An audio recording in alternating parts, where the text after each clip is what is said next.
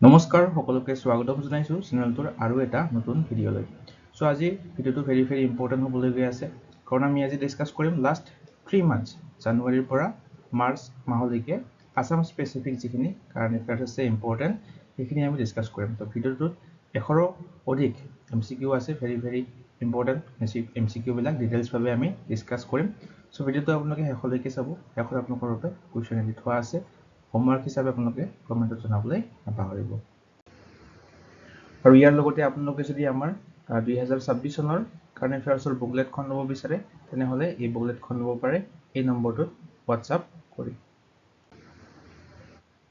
So ইয়াতে আপোনালোকে Assam specific আৰু নেশনাল ইন্টাৰনেশনাল দুখন সেপাৰেটলি কাৰেণ্ট এফেয়াৰ্সৰ PDF বুকলেট পাব মান্থলি বিলাকটো পাব লগতে টপিক স্পেচিফিক কিছুমান টপিক বিলাকো পাব পদ্ম এৱাৰ্ডছ হওক ইউনিয়ন বাজেট হওক ICC আন্ডাৰ 19 উইন্টাৰ অলিম্পিক্স এইবিলাক গোটেইবিলাক ইনক্লুড আছে এই PDF খন যদি আপোনালোকে ল'ব বিচাৰে সিম্পলি এই WhatsApp নম্বৰটোত WhatsApp কৰি PDF খিনি দিব পাৰে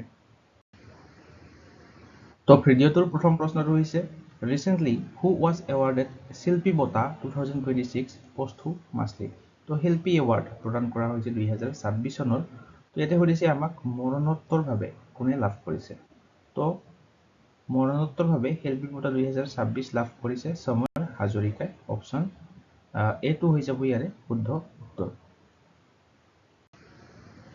সো ইয়াৰে ইম্পৰ্টেন্ট পইণ্টখিনি যদি আমি চাও ইয়াতে চাব পাৰে শিল্পী বঁটা 2026 দুজনক প্ৰদান কৰা হৈছে আমি সমৰ হাজৰিকা পঢ়িলো তেওঁক মৰণোত্তৰভাৱে প্ৰদান কৰা হৈছে আৰু এজন হৈছে ধনদা পাঠক এখেতেও শিল্পী বঁটা লাভ কৰিছে তো আমাক যদি মৰণোত্তৰভাৱে বুলি সোধে আমি ক'ব লাগিব সমৰ হাজৰিকা আৰু কেৱল শিল্পী বঁটা কোনে লাভ কৰিছে যদি সোধে ধনদা পাঠক হ'ব নাইবা AN এনেকৈ দিব যে option A and B both are correct তো আমি দুটা কাৰেক্ট হোৱা বুলি ক'ব লাগিব তো ইয়াৰটো প্ৰদান কৰা হয় ফেব্ৰুৱাৰী মাহত 2026 চনত ইয়াৰ লগতে আৰু দুটা ইম্পৰ্টেন্ট এৱাৰ্ড মনত ৰাখিব কৃষ্ণকান্ত হাণ্ডিক মেমৰিয়েল এৱাৰ্ড 2025 প্ৰদান কৰা হৈছে মনেশ্বৰ দেউৰীয়ে লাভ কৰিছে for contribution to Assamese literature Gopinath Bordoloi national integration award লাভ কৰিছে 2025 চনৰ অমলেন্দু গুহাই এখেতেও এই এৱাৰ্ডটো মৰণোত্তৰভাৱে লাভ কৰিছে for contribution to education and national integration Next question is who received the Nata Surya Fani Sharma Award 2025 for excellence in theatre?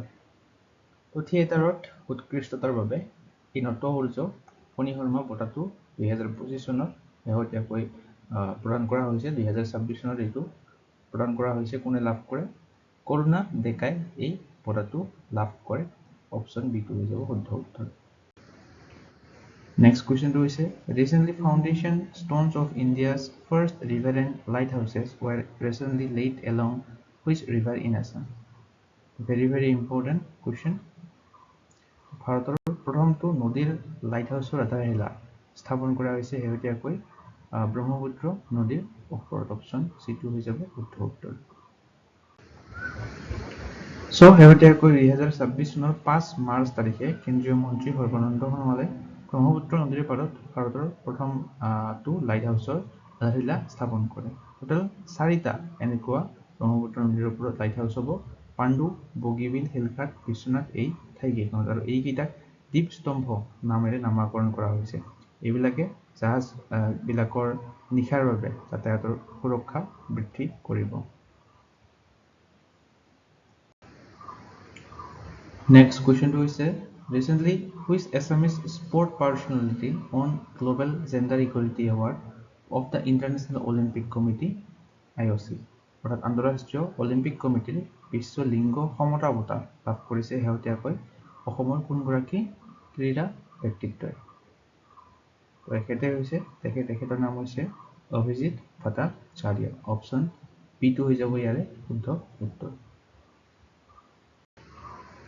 তো আন্তঃৰাষ্ট্ৰীয় অলিম্পিক কমিটিয়ে এই gender equality diversity and inclusion champions award বঁটাবিলাক প্ৰদান কৰে তো অভিজিত ভট্টাচাৰ্যয়ে অসমৰ হয় এখেত হৈছে ইণ্ডিয়ান মেন্স নেশ্যনেল ভলিবল টিমৰ ফৰ্মাৰ কেপ্টেইন অৰ্থাৎ প্ৰাক্তন অধিনায়ক আছিলে ভলিবল দলৰ তেওঁ অসম ভলিবল মিছন 100 দৰে পদক্ষেপ আৰম্ভ কৰিছিলে গ্ৰাম্য অসমত ক্ৰীড়া প্ৰচাৰৰ বাবে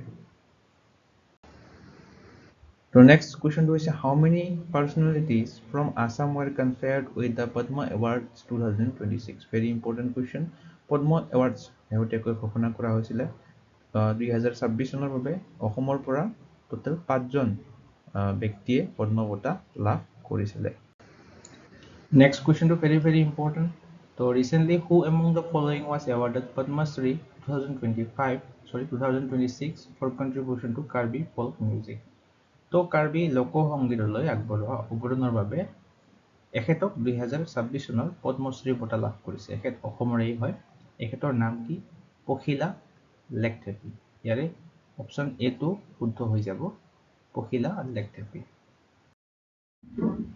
সো ইয়াৰে আমি ইম্পৰ্টেণ্ট পইণ্টখিনি যদি চাওঁ, পখিলা লেকথেপিক কুইন অফ মেলোডি অৰ্থাৎ সুৰৰ ৰাণী হিচাপে তেখেত পৰিচিত। কাৰ্বি ফল্ক মিউজিকৰ কুইন অফ মেলোডি বুলি কোৱা হয়। ভেৰি ইম্পৰ্টেণ্ট পইণ্ট এইটো এটা মনত ৰাখিব। তেখেতে 300ৰো অধিক লোকসংগীত ৰচনা কৰিছে। ৰাষ্ট্ৰীয় পৰ্যায়ত কাৰ্বি সংস্কৃতিৰ প্ৰচাৰ কৰিছে তেখেতে, পখিলা লেকথেপিয়ে। নেশ্যনেল লেভেলত কাৰ্বি কালচাৰ প্ৰমোট কৰিছে। সো ইয়াতে চাব পাৰে পদ্ম এৱাৰ্ডছ লাভ কৰিছিলে অসমৰ পৰা টোটাল 5 জনে। ইয়াৰে গোটেইকেইজনৰে নাম দিয়া হৈছে। হৰিচৰণ শইকীয়া কলা শাখাৰ বাবে লাভ কৰিছে, ফিল্ডবিলাক মনত ৰাখিব। যোগেশ দেউৰী এগ্ৰিকালচাৰৰ বাবে লাভ কৰিছে। কবীন্দ্ৰ পুৰকায়স্থ মৰণোত্তৰভাৱে লাভ কৰিছে। একমাত্ৰ মৰণোত্তৰভাৱে লাভ কৰা ব্যক্তি কবীন্দ্ৰ পুৰকায়স্থ পাব্লিক এফেয়াৰ্ছ অৰ্থাৎ লোকসেৱাৰ বাবে লাভ কৰিছে। নুৰুদ্দিন আহমেদে লাভ কৰিছে কলা শাখাৰ বাবে, আৰু পখিলা লেকথেপিয়ে লাভ কৰিছে কলা শাখাৰ বাবে। আৰু 5 জনে পদ্মশ্ৰী এৱাৰ্ড লাভ কৰিছে 2026 চনৰ বাবে এইবাৰ। ইয়াৰ লগতে উত্তৰ পূব ভাৰতৰ কোনে কোনে লাভ কৰিছে আৰু অসমৰ কেইজন আমি পঢ়িলো। উত্তৰ পূবৰ হলি এৱাৰ্ড লাভ কৰিছে, মেঘালয়ৰ হয় তেখেত ছ'চিয়েল ৱাৰ্কৰ বাবে। নৰেশ চন্দ্ৰ দেৱ বৰ্মা ত্ৰিপুৰা ৰাজ্যখনৰ হয় তেখেতে সাহিত্য আৰু শিক্ষাৰ বাবে লাভ কৰিছে পদ্মশ্ৰী। চেংয়ং চাং এছ পং জেনেৰ তেখেতে লাভ কৰিছে কলা শাখাৰ বাবে। তেচি গোবিন্দ ছ'চিয়েল ৱাৰ্কৰ বাবে লাভ কৰিছে। য়ামনাম যাত্ৰা সিং মৰণোত্তৰভাৱে লাভ কৰিছে এখেতে কলা শাখাৰ বাবে, এখেত মণিপুৰৰ হয়। তো এই 5 জনেও পদ্মশ্ৰী এৱাৰ্ড লাভ কৰিছে। নেক্সট কুৱেশ্যনটো হৈছে the north east first highway emergency landing strip scheduled to be opened in February is located in which national highway stretch? তো ফেব্ৰুৱাৰীত মুকলি কৰা হ'ব উত্তৰ পূবৰ প্ৰথমটো ঘাইপথ জৰুৰীকালীন লেণ্ডিং ষ্ট্ৰিপ। এইটো কোনখন ৰাষ্ট্ৰীয় পথৰ অংশত অৱস্থিত? কোনটো ৰাষ্ট্ৰীয় পথৰ? তো ৰাষ্ট্ৰীয় পথটো হৈছে ডিব্ৰুগড় মৰাণ নেশ্যনেল হাইৱে। ইয়াতে উত্তৰ পূবৰ প্ৰথমটো ইমাৰ্জেঞ্চি লেণ্ডিং ষ্ট্ৰিপ বনোৱা হৈছে।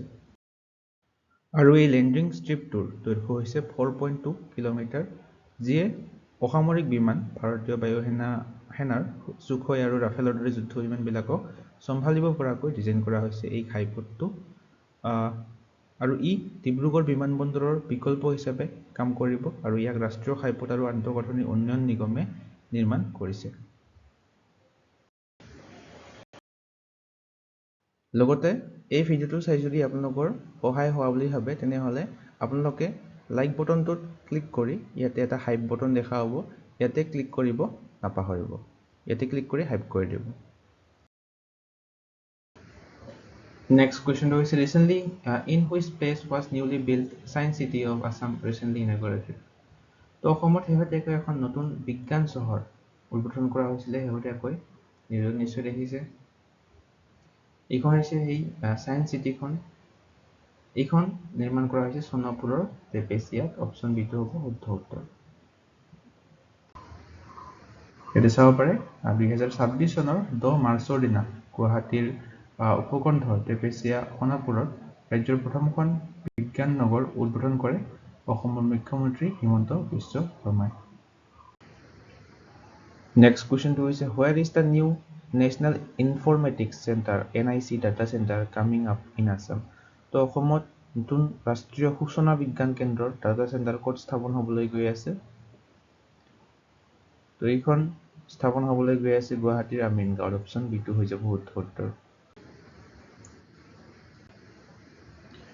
তো ইয়াতে চাব পাৰে অসমৰ কামৰূপ জিলাৰ আমিনগাঁৱত উত্তৰ পূৰ্বাঞ্চলৰ বাবে নতুন এখন ৰাষ্ট্ৰীয় বিজ্ঞান তথ্য বিজ্ঞান কেন্দ্ৰ নিৰ্মাণ কৰা হ'ব প্ৰধানমন্ত্ৰী নৰেন্দ্ৰ মোদীয়ে 14 ফেব্ৰুৱাৰী তাৰিখে এই সুবিধাটো আনুষ্ঠানিকভাৱে উদ্বোধন কৰে আৰু ইয়াৰে উদ্দেশ্যটো কি এই কেন্দ্ৰটো নিৰ্মাণ কৰাৰ উদ্দেশ্যটো হৈছে এই কেন্দ্ৰটোৱে উত্তৰ পূৰ্বাঞ্চলৰ যিকেইখন 8খন ৰাজ্য আছে তাৰ বাবে এটা শক্তিশালী তথ্য আৰু যোগাযোগ প্ৰযুক্তি হিচাপে কাম কৰিব নেক্সট কুৱেশ্যনটো হৈছে বড়োলেণ্ড বিশ্ববিদ্যালয়ৰ গৱেষক ছাত্ৰ ভৈৰৱ গগৈয়ে শেহতীয়াকৈ কোনটো ক্ষেত্ৰত কৰা কামৰ বাবে ইটালী দেশখনৰ পৰা সন্মানীয় মুনা মেডলাইফ বঁটা লাভ কৰিছে মুনা মেডলাইফ এৱাৰ্ড তো কোনটো ক্ষেত্ৰৰ বাবে লাভ কৰিছে option B environmental biotechnology and phytoremediation option B টো হ'ব শুদ্ধ উত্তৰ ইয়াৰে চাব পাৰে ভৈৰৱ গগৈ এগৰাকী স্কলাৰ হয় ডিপাৰ্টমেণ্ট অফ বটানীৰ বড়োলেণ্ড বিশ্ববিদ্যালয় কোকৰাঝাৰৰ আৰু ইটালীৰ নেপলছত অনুষ্ঠিত দ্বিতীয় ভূমধ্য সাগৰীয় সংঘীয় বাৰ্ষিক সভাত তেওঁক শ্ৰেষ্ঠ মৌখিক যোগাযোগৰ বঁটা প্ৰদান কৰা হয় নেক্সট কুৱেশ্যনটো হৈছে the Bhabendranath Saikia award 2025 was awarded to whom for contribution to cinema তো চলচ্চিত্ৰ ক্ষেত্ৰৰ বাবে চলচ্চিত্ৰ ক্ষেত্ৰত আগবঢ়া অৱদানৰ বাবে 2025 চনত ভৱেন্দ্ৰনাথ শইকীয়া বঁটা লাভ কৰিছে অৰূপ মান্নাই অপচন সি টো শুদ্ধ হৈ যাব নেক্সট কুৱেশ্যন হৈছে recently which film won the best film award for 2021 at the 9th Assam State Film Awards তো শেহতীয়াকৈ নৱম অসম ৰাজ্যিক চলচ্চিত্ৰ বঁটা ঘোষণা কৰা হৈছে তো শ্ৰেষ্ঠ চলচ্চিত্ৰৰ বঁটা কোনখন ছবিয়ে লাভ কৰিছে 2021 বৰ্ষৰ বাবে তো 2020 আৰু 21 একেলগে ঘোষণা কৰিছে শেহতীয়াকৈ 2026 চনত তো 2021 বৰ্ষৰ বাবে শ্ৰেষ্ঠ চলচ্চিত্ৰৰ বঁটা লাভ কৰিছে শব্দ নিশব্দ কোলাহল অপচন সি টো হৈ যাব শুদ্ধ উত্তৰ সো ইয়াতে গোটেইখিনি এৱাৰ্ডৰ বিষয় দিয়া আছে 2020 চনৰো দিয়া আছে 21 চনৰো দিয়া আছে বেষ্ট ফিল্ম আমি পঢ়িলো 2021 চনৰ বাবে শব্দ নিশব্দ কোলাহল ইংৰাজীত সল অফ সাইলেন্স বুলি কোৱা হয় আৰু 2020 চনৰ বাবে এইটো ঘোষণা কৰিছে বেলকনিত ভগৱান এইটো পঢ়িব পাৰে 20 চনৰটো বেষ্ট ডাইৰেক্টৰ কোনে লাভ কৰিছে বিশ্বজিৎ বৰাই ধনজিৎ দাসে 2021 চনৰটো লাভ কৰিছে আৰু এই ধনজিৎ দাস হৈছে শব্দ নিশব্দ কোলাহলৰ পৰিচালক এইটো মনত ৰাখিব বেষ্ট এক্টৰ কোনে লাভ কৰিছে হৰিশ খান্নাই লাভ কৰিছে বেলকনিত ভগৱান এই ছবিখনৰ বাবে বেষ্ট এক্ট্ৰেছ লাভ কৰিছে 2021 চনৰ বাবে মন্দাকিনী গোস্বামীয়ে মন্টুৰ মন্টক নামৰ ছবিখনৰ বাবে পাইছে আৰু ছুটি ছবি হিচাপে 2020 চনত এৱাৰ্ড লাভ কৰিছে কুমু নামৰ ছবিখনে আৰু 2021 চনৰ বাবে শগুন নামৰ এই ছবিখনে লাভ কৰিছে আৰু ইয়াৰ উপৰিও স্পেশাল ৰিকগনিশ্যন অৰ্থাৎ বিশেষ স্বীকৃতি আৰু আজীৱন কৃতিত্বৰ বাবেও এৱাৰ্ড কেইটামান প্ৰদান কৰা হৈছিল লাইফ টাইম এচিভমেন্ট এৱাৰ্ড লাভ কৰিছে 2020 চনৰ বাবে জয়ন্ত ভাগৱতীয়ে 2021 চনৰ বাবে দিনেশ দাসে লাভ কৰিছে ইয়াৰ উপৰিও জয়ন্ত হাজৰিকা এৱাৰ্ড লাভ কৰিছে শংকৰ লাল গোয়েংকাই 2020 চনৰ বাবে আৰু জেপি দাসে 2021 চনৰ বাবে লাভ কৰিছে মিউজিক এৱাৰ্ড লাভ কৰিছে শংকুৰাজ কোঁৱৰ আৰু ৰূপম ভূঞাই Next question to is who received the Biju Fukan Award 2025 for service to Assamese film? তো অসমীয়া চলচ্চিত্ৰৰ বাবে বিশেষ সেৱা আগবঢ়াইছে তেখেতে যাৰ বাবে বিজু ফুকন বঁটাটো লাভ কৰিছে 2025 চনত তেখেতৰ নাম কি তেখেতৰ নাম হৈছে অৱনী ৰঞ্জন পাঠক অপচন বি টো ইয়াৰে শুদ্ধ হ'ব নেক্সট কুৱেশ্যনটো হৈছে what is the name of the newly inaugurated bridge connecting Guwahati and North Guwahati? তো গুৱাহাটী আৰু উত্তৰ গুৱাহাটী সংযোগী এখন নতুন শেহতীয়াকৈ দলং মুকলি কৰা হৈছে ব্ৰহ্মপুত্ৰ নদীৰ ওপৰত সেই ব্ৰিজখনৰ নাম আমাক কি সুধিছে এই ব্ৰিজখনৰ নাম হৈছে কুমাৰ ভাস্কৰ বৰ্মা সেতু নিশ্চয় সকলোৱে নিউজত দেখিছে ব্ৰিজখনৰ নামটো তো ইয়াৰে ইম্পৰ্টেন্ট পইণ্টখিনি যদি আমি চাওঁ গুৱাহাটী আৰু উত্তৰ গুৱাহাটী সংযোগী নৱ উদ্বোধনী দলংখনৰ নাম হৈছে কুমাৰ ভাস্কৰ বৰ্মা সেতু আৰু এইখন এখন 6 লেনযুক্ত এক্সট্ৰা ড'জ পিএসসি দলং হয় অৰ্থাৎ কেবুলৰে নিৰ্মিত এখন দলং হয় এইখন এক্সট্ৰা ড'জ পিএসসি দলং বুলি কোৱা হয় এনেকৈ ধৰণৰ দলংবিলাক দলংখনৰ দৈৰ্ঘ্য এইটো ইম্পৰ্টেন্ট ভেৰি ইম্পৰ্টেন্ট আপোনালোকে মনত ৰাখিব 1.24 কিলোমিটাৰ হৈছে দলংখনৰ দৈৰ্ঘ্য তো প্ৰধানমন্ত্ৰী নৰেন্দ্ৰ মোদীয়ে 2026 চনৰ 14 ফেব্ৰুৱাৰী তাৰিখে উদ্বোধন কৰে এই দলংখন ব্ৰহ্মপুত্ৰ নদীৰ ওপৰত। আৰু এইটো মনত ৰাখিব যে উত্তৰ পূব ভাৰতৰ এইখন প্ৰথমখন এক্সট্ৰা ড'জ PHC দলং হয়। তো এইটো পইণ্টটো মনত ৰাখিব ইম্পৰ্টেণ্ট। নেক্সট কুৱেশ্যনটো হৈছে who was Minati Khound recently in the news. তো মিনতি খাউণ্ড কোন হয় শেহতীয়াকৈ বাতৰিৰ শিৰোনামাত আছিলে। তো মিনতি খাউণ্ড হৈছে এগৰাকী হিন্দুস্তানী ক্লাছিকেল ভায়োলিনিষ্ট। ভায়োলিন বাদক হয় তেখেত। অপশ্যন বি টো ইয়াৰে শুদ্ধ হ'ব। এ ভেটেৰান হিন্দুস্তানী ক্লাছিকেল ভায়োলিনিষ্ট। চ' মিনতি খাউণ্ডৰ বিষয়ে যদি আমি ক'বলৈ যাওঁ, এখেত অসমৰে ভায়োলিন বাদক হয় এগৰাকী। তো নিউজত আছিলে কাৰণ এখেতৰ দেহান্ত হয় 85 বছৰ বয়সত গুৱাহাটীত শেহতীয়াকৈ। দীৰ্ঘদিনীয়া অসুস্থতাত ভুগি আছিল তেখেত। তো 85 বছৰ বয়সত তেখেতে শেষ নিশ্বাস ত্যাগ কৰে। নেক্সট কুৱেশ্যনটো লৈ যাম। Which traditional Assamese item has been included as part of the Republic Day at-home invitation to highlight Northeast heritage. তো উত্তৰ পূবৰ ঐতিহ্যক উজ্জ্বল কৰি তুলিবলৈ গণৰাজ্য দিৱসৰ আমন্ত্ৰণৰ অংশ হিচাপে অসমৰ এই এৰি চিল্ক ষ্টল এইটো অন্তৰ্ভুক্ত কৰা হৈছে শেহতীয়াকৈ। তো ইয়াতে চাব পাৰে শেহতীয়াকৈ প্ৰেছিডেণ্ট অৰ্থাৎ ভাৰতৰ ৰাষ্ট্ৰপতিগৰাকীয়ে অসমৰ পৰম্পৰাগত এই গগনাকে ধৰি উত্তৰ পূব অঞ্চলৰ চহকী আৰু সজীৱ জীৱন্ত শিল্প পৰম্পৰাৰ ওপৰত গুৰুত্ব প্ৰদান কৰিছে ৭৭ সংখ্যক গণৰাজ্য দিৱস অৰ্থাৎ 2026 চনৰ গণতন্ত্ৰ দিৱসটোৰ বাবে। আৰু অতিথিসকলক বিশেষভাৱে কিউৰেট কৰা এই এট হোম ইনভাইটেশ্যন পত্ৰটো প্ৰদান কৰিছে। তো অসমৰ এৰি চিল্ক ষ্টলক আমন্ত্ৰণ জনাইছে গণৰাজ্য দিৱসৰ দিনা। এৰি চিল্কটোক কি বুলি কোৱা হয়? অহিংসা বা পিচ চিল্ক বুলিও কোৱা হয়। শান্তি বা অহিংসা ৰেচম বুলিও কোৱা হয় এৰি ৰেচমটো। অসমৰ এটা গুৰুত্বপূৰ্ণ পৰম্পৰাগত বস্ত্ৰ শিল্প হয় এই এৰি চিল্কটো। নেক্সট কুৱেশ্যনটো হৈছে who is the current chief electoral officer of Assam. অসমৰ বৰ্তমান মুখ্য নিৰ্বাচনী বিষয়া কোন? এখেতে হৈছে chief electoral officer of Assam currently. এখেতৰ নাম হৈছে অনুৰাগ গোৱেল। অপশ্যন বি টো ইয়াৰে শুদ্ধ হ'ব। নেক্সট কুৱেশ্যনটো হৈছে the campus of which premier national educational institute was recently inaugurated by PM Narendra Modi at Palashbari near Guwahati. তো গুৱাহাটীৰ পলাশবাৰীত শেহতীয়াকৈ নৰেন্দ্ৰ মোদীয়ে এখন ৰাষ্ট্ৰীয় শিক্ষানুষ্ঠানৰ চৌহদ উদ্বোধন কৰে। এইখনৰ নাম কি? এই আগশাৰীৰ ৰাষ্ট্ৰীয় শিক্ষানুষ্ঠানখনৰ নাম হৈছে IIM গুৱাহাটী। অপশ্যন বি টো হৈ যাব শুদ্ধ উত্তৰ। চ' ইয়াতে চাব পাৰে ইণ্ডিয়ান ইনষ্টিটিউট অফ মেনেজমেণ্ট গুৱাহাটীৰ কেম্পাছটো মুকলি কৰে ভাৰ্চুৱেলি প্ৰধানমন্ত্ৰী নৰেন্দ্ৰ মোদীয়ে। তো এইখনৰ 2026 চনৰ 14 ফেব্ৰুৱাৰী তাৰিখে উদ্বোধন কৰে। আৰু এইখনৰ অনুমোদিত বাজেট হৈছে প্ৰায় 550 কোটি টকা। নেক্সট কুৱেশ্যনটো হৈছে হুইচ ষ্টেট গভৰ্ণমেণ্ট লঞ্চ সংস্কাৰ শালা ফৰ ভেলু বেছড এডুকেশ্যন। তো শেহতীয়াকৈ কোনখন ৰাজ্য চৰকাৰে মূল্যবোধ ভিত্তিক শিক্ষাৰ বাবে সংস্কাৰ শালা মুকলি কৰিছে? তো অসম চৰকাৰে শেহতীয়াকৈ সংস্কাৰ শালা মুকলি কৰিছে। নেক্সট কুৱেশ্যনটো হৈছে the Kalai 2 hydro power project is planned on which river. তো কালাই 2 জলবিদ্যুৎ প্ৰকল্প কোনখন নদীত পৰিকল্পনা কৰা হৈছে? তো শেহতীয়াকৈ এই কালাই 2 হাইড্ৰ পাৱাৰ প্ৰজেক্টটো নিউজত আছিলে। এইটো কোনখন ৰিভাৰৰ ওপৰত নিৰ্মাণ কৰা হ'ব? লোহিত। অপশ্যন বি টো হ'ব শুদ্ধ উত্তৰ।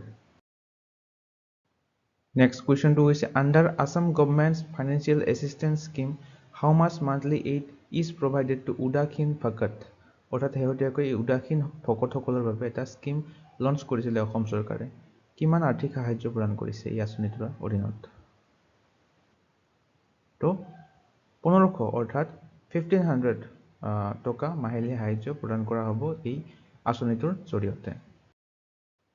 ইয়াতে চাব পাৰে এই আঁচনিখনে সমগ্ৰ অসম ৰাজ্যৰ প্ৰায় 620 জন ভকতক সামৰি লৈছে। মুখ্যমন্ত্ৰী হিমন্ত বিশ্ব শৰ্মাই শেহতীয়াকৈ এইটো ঘোষণা কৰিছিলে। নেক্সট কুৱেশ্যনটো হৈছে which term best describes the Udasin Bhakats mentioned in the Assam government scheme. তো শেহতীয়াকৈ অসম চৰকাৰৰ আঁচনিখনত উদাসীন ভকত বুলি এটা শব্দ প্ৰকাশ পাইছিলে। এই শব্দটোৱে কি বৰ্ণনা কৰে? আমাক চাৰিটা অপশ্যন দিয়া আছে। temple priest, celibate devotees, married Kshatriya artists and folk singers. তো উদাসীন ভকত এইটো অৰ্থটো হৈছে অবিবাহিত ভক্ত যিবিলাক আছে যিসকলে বিয়া কৰা নাই তেওঁলোকক উদাসীন ভকত বুলি কোৱা হৈছে এই অসম চৰকাৰৰ আঁচনিখনত। নেক্সট কুৱেশ্যনটো হৈছে ব্ৰহ্মপুত্ৰ নদীৰ তলত শেহতীয়াকৈ অনুমোদন জনোৱা পানীৰ তলৰ ৰেল আৰু পথ সুৰংগ প্ৰকল্পই অসমৰ কোন দুখন ঠাইক সংযোগ কৰিব? তো নিশ্চয় এই নিউজটো দেখিছিলে আপোনালোকে। তো এই আণ্ডাৰ ৱাটাৰ ৰেল কাম ৰোড টানেল প্ৰজেক্টটোৱে অসমৰ গহপুৰ আৰু নুমলীগড় ঠাই দুখনক সংযোগ কৰিব। অপশ্যন চি শুদ্ধ হ'ব ইয়াতে। নেক্সট কুৱেশ্যনটো হৈছে which river in the Kamrup district is identified as a crucial ecological corridor and habitat for Gangetic river dolphin? তো গংগেটিক নদী ডলফিনৰ বাবে এটা গুৰুত্বপূৰ্ণ পৰিৱেশ তন্ত্ৰ আৰু বাসস্থান হিচাপে চিহ্নিত কৰা হৈছে কামৰূপ জিলাৰ এই কুলচি নদীখন, কুলচি ৰিভাৰ। তো নদীখনৰ নাম আপোনালোকে মনত ৰাখিব। নেক্সট কুৱেশ্যনটো হৈছে who is the compiler and editor of the book জুবিনৰ গদ্য? তো শেহতীয়াকৈ জুবিনদাৰ ওপৰত এখন গ্ৰন্থ মুকলি কৰিছিলে জুবিনৰ গদ্য বুলি। কোন ইয়াৰ সংকলক আৰু সম্পাদক হয়? তো জুবিনৰ গদ্য নামৰ এই গ্ৰন্থখন কোনে লিখিছে? মনজিত ৰাজকুমাৰ। অপশ্যন বিটো হ'ব শুদ্ধ উত্তৰ। তো এই জুবিনৰ গদ্য নামৰ গ্ৰন্থখন 6 জানুৱাৰী তাৰিখে অসম গ্ৰন্থমেলাত আনুষ্ঠানিকভাৱে মুক্তি লাভ কৰিছিলে। জুবিন গাৰ্গে ৰচনা কৰা গদ্যৰ সংকলন গ্ৰন্থখনে তেওঁৰ সংগীত জীৱনৰ বাহিৰেও তেওঁৰ সাহিত্যিক মাত্ৰাক প্ৰতিফলিত কৰিছে এই গ্ৰন্থখনে। নেক্সট কুৱেশ্যনটো হৈছে which indigenous dog breed has been inducted by the Assam Rifles as part of Atmanirbhar Bharat initiative? Assam ৰাইফলছে এই টাংখুল হুই নামৰ কুকুৰ প্ৰজাতিটোক অন্তৰ্ভুক্ত কৰিছে আত্মনিৰ্ভৰ ভাৰত পদক্ষেপৰ অংশ হিচাপে। নেক্সট কুৱেশ্যনটো হৈছে which Brazilian world cup winner accompanied the FIFA world cup trophy during its visit to Guwahati? তো বিশ্বকাপ ট্ৰফি গুৱাহাটী আনিছিলে এই ট্ৰফিটো। তো কোনজন ব্ৰাজিলৰ বিশ্বকাপ বিজয়ী খেলুৱৈ উপস্থিত আছিলে এই বিশ্বকাপ ট্ৰফিটোৰ লগত? এখেতৰ নাম কি? এখেতৰ নাম হৈছে গিলবাৰ্টো চিলভা। ব্ৰাজিলৰ বিশ্ববিজয়ী খেলুৱৈ এখেত এগৰাকী। নামটো মনত ৰাখিব, গিলবাৰ্টো চিলভা। তো ইয়াতে চাব পাৰে 13 জানুৱাৰী তাৰিখে তেখেত উপস্থিত হৈছিলে ফিফা ৱৰ্ল্ড কাপ ট্ৰফিটোৰ লগত। 2002 চনত বিশ্বকাপ বিজয়ী আছিলে গিলবাৰ্টো চিলভা। নেক্সট কুৱেশ্যনটো হৈছে হোৱেৰ ইজ দ্য সোৱণশিৰি লোৱাৰ হাইড্ৰ ইলেক্ট্ৰিক প্ৰজেক্ট লোকেটেড? তো শেহতীয়াকৈ দেশৰ সৰ্ববৃহৎ জলবিদ্যুৎ প্ৰকল্প হিচাপে পৰিচিত সোৱণশিৰি নামনি জলবিদ্যুৎ প্ৰকল্পটো নিউজত আছিলে। তো ক'ত অৱস্থিত এইটো? তো এইটো অৱস্থিত আসাম অৰুণাচল প্ৰদেশ বৰ্ডাৰ গেৰুকা মুখত অৱস্থিত। অপশ্যন বিটো হ'ব শুদ্ধ উত্তৰ। ইয়াতে চাব পাৰে সোৱণশিৰি নিম্ন জলবিদ্যুৎ প্ৰকল্প অসম আৰু অৰুণাচল প্ৰদেশৰ সীমান্তৰ গেৰুকা মুখত অৱস্থিত দেশৰ সৰ্ববৃহৎ জলবিদ্যুৎ প্ৰকল্প হিচাপে গণ্য কৰা হৈছে এইটো। আৰু মুঠ হাইড্ৰ ইলেক্ট্ৰিক টোটেল কেপাচিটি কিমান ইয়াৰ? 2000 মেগাৱাট। এইটো মনত ৰাখিব পাৱাৰটো, ক্ষমতা। লগতে এই ভিডিঅ'টো চাই যদি আপোনালোকৰ সহায় হোৱা বুলি ভাবে তেনেহ'লে আপোনালোকে লাইক বটনটোত ক্লিক কৰি ইয়াতে এটা হাইপ বটন দেখা হ'ব, ইয়াতে ক্লিক কৰিব নাপাহৰিব। ইয়াতে ক্লিক কৰি হাইপ কৰি দিব। নেক্সট কুৱেশ্যনটো হৈছে what is the status of rhino poaching in Assam for the year 2024? 2024 চনৰ অসমত কিমানটা গড় চিকাৰ হৈছিলে? 2024 চনৰ এটা গড় চিকাৰ হোৱা নাছিলে। তো অপশ্যন চিটো হ'ব শুদ্ধ উত্তৰ, 0 প'চিং।